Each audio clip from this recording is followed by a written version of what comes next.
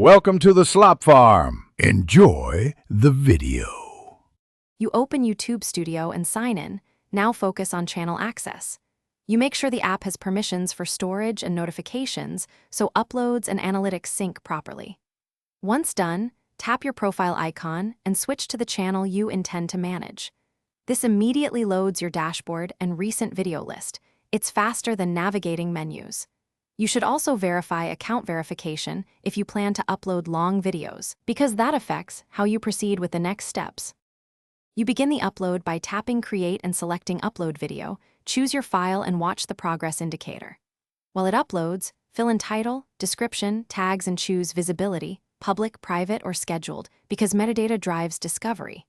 Make sure to pick or upload a high-contrast thumbnail and declare audience settings accurately. YouTube enforces them.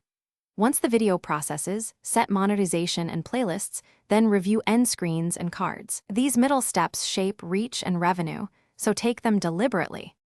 You complete the workflow by running the checks tool, confirming no copyright claims and that monetization is allowed. Next, review thumbnails, chapters, and the visibility setting, then publish or schedule the release. After publish, monitor analytics for the first 48 hours to assess CTR, average view duration, and traffic sources so you can iterate. If something goes wrong, try these fixes. Retry upload on a stable Wi-Fi, clear app cache, or re-encode the file to a standard H.264 MP.